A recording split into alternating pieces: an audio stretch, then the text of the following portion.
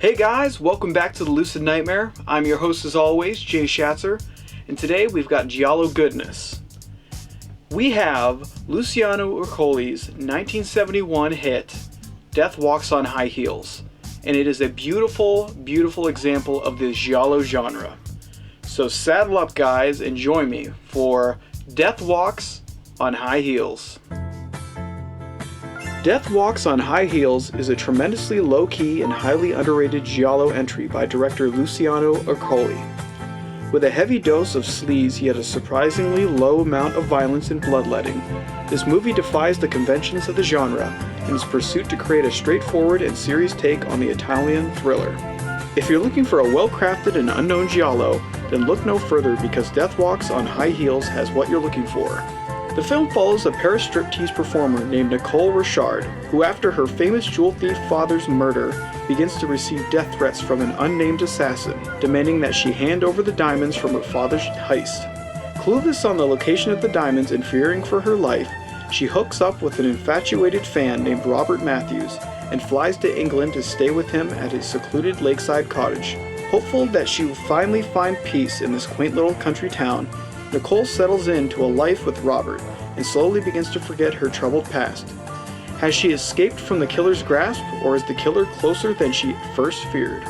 Death Walks on High Heels is a rather accomplished Giallo film that keeps the scale of this thrilling story intimate, while at the same time creating an epic mystery full of twists and turns. Nieves Navarro takes on the role of Nicole Richard, the sexy strip artist caught up in a deadly game of cat and mouse.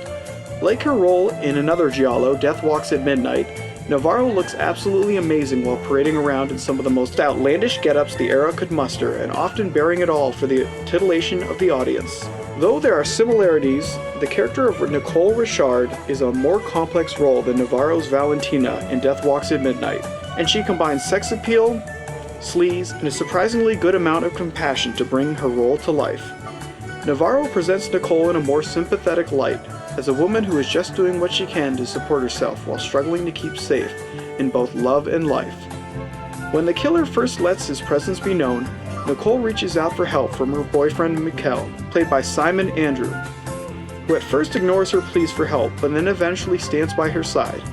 It wasn't until the killer plants a damning piece of evidence that makes Nicole flee her live-in boyfriend and jump into the arms of another, more sympathetic gentleman. It's the vulnerability of Navarro's portrayal of Nicole that really catches the audience's attention. And to contrast this timid trait of her character with the wild and outgoing nature of her strip performance is especially interesting.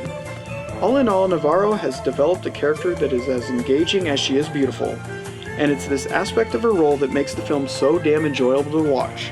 Mirroring that same contrasting quality, the film does a unique bit of balance with the tone of the movie. Being a Giallo film, we get our fair share of moments that are taken from the formulaic blueprints of the genre, like the masked killer with a switchblade knife, the large cast of red herrings, and the high body count. But there is also another side of this movie that is unconventional to say the least.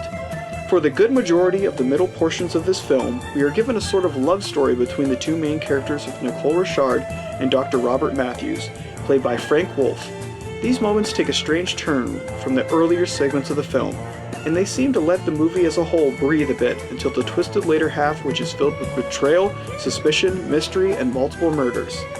It's a great technique that establishes a core element of the story, while at the same time it sets up the audience for a heartbreaking finale that really sweeps the rug out from under the feet. The motley cast of creeps are wonderfully diverse, and they each add a great deal of intrigue to the overall plot of the film, and on top of that they are a joy to watch interact together.